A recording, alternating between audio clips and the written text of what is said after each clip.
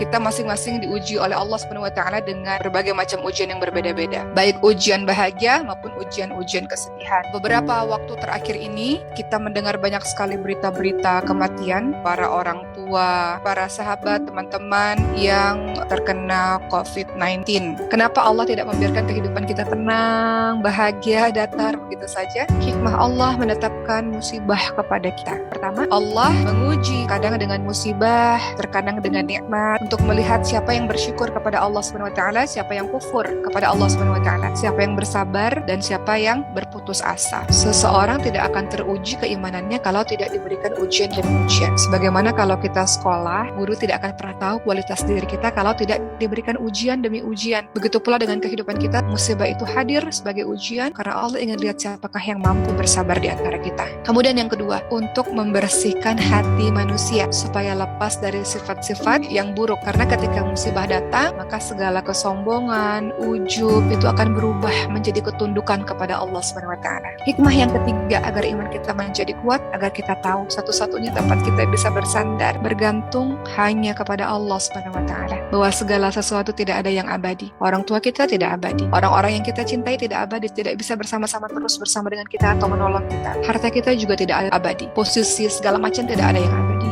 Yang abadi adalah Allah Subhanahu wa taala. Kemudian yang keempat, musibah menunjukkan kuatnya Allah dan lemahnya manusia. Allah bisa berkehendak apapun yang Allah inginkan, sebaliknya kita tidak memiliki daya upaya sekecil apapun. Tugas kita hanya menjalani saja. Yang kelima, karena dengan adanya musibah, kita jadi semangat terus untuk berdoa kepada Allah Subhanahu wa taala. Kita akan minta sungguh-sungguh kepada Allah Subhanahu wa taala.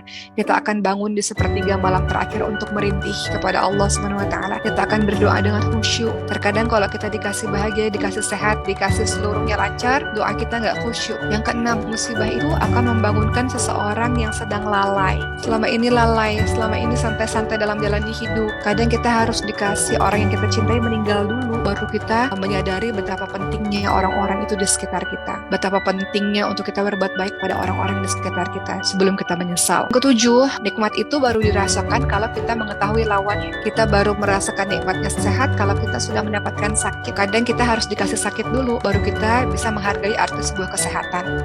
Kita bisa merasakan nikmatnya kebersamaan kalau kita pernah merasakan kesepian. Yang kedelapan, kita menjadi orang yang lebih berempati, lebih bersimpati, lebih mengasihi sesama. Kalau kita dikasih bahagia terus, dikasih nikmat terus, nggak terbentuk rasa simpati dan empati kita. Tapi kalau kita dikasih ujian-ujian kesedihan oleh Allah, maka kalau ada orang lain mengalami kejadian yang serupa, kesedihan yang serupa, kita bisa merasakan kesedihan itu dan kita bisa berempati dan kita bisa menolongnya. Yang kesembilan, musibah itu adalah jalan hidayah. Banyak sekali orang-orang yang berubah ketika Allah kasihkan ujian kesedihan untuknya, maka musibah itu menjadi jalan hidayah baginya untuk menjadi anak yang salihah, menjadi anak yang saleh, menjadi seorang anak yang baik, untuk dekat kepada Allah Subhanahu wa taala supaya bisa bertemu dengan orang-orang yang dicintai lagi di syurga. Kemudian yang ke-10, musibah itu adalah ladang pahala. Ladang pahala kalau sabar, ridha terhadap ketentuan Allah, itu menjadi pundi-pundi pahala untuk kita. Yang ke-11, menunjukkan bahwa dunia itu rendah dan hina. Dunia itu nggak ada apa-apanya. Musibah, kesedihan itu pasti akan terjadi kepada kita, tapi tenang saja, itu tidak berlangsung selamanya. Kita ini seperti seorang musafir yang sebentar saja jalan mengarungi dunia ini, kemudian akan kembali lagi kepada Allah Subhanahu wa taala yang abadi. Yang ke-12, Allah mengetahui yang terbaik untuk kita. Boleh jadi kamu gak suka sesuatu, boleh jadi kamu membenci sesuatu, padahal itu amat baik bagimu. Dan sebaliknya, boleh pula kamu menyukai sesuatu, padahal itu amat buruk bagimu. Allah mengetahui sementara manusia tidak mengetahui. Allah ingin kita sabar, ingin kita kuat, ingin kita matang, ingin kita lebih dekat kepada Allah, ingin kita lebih khusyuk ibadahnya kepada Allah. Allah lebih tahu yang terbaik dibanding dengan diri kita sendiri. Yang terakhir, kenapa Allah kasih musibah untuk kita? Karena kita tidak tahu akhir urusan kita seperti apa. Kita tidak pernah tahu ujung dari musibah yang Allah berikan ini apa untuk diri kita. Tapi yang jelas, selama kita bergantung penuh kepada Allah, sabar dan ridha terhadap ketentuan dari Allah, maka kita akan baik-baik saja insya Allah.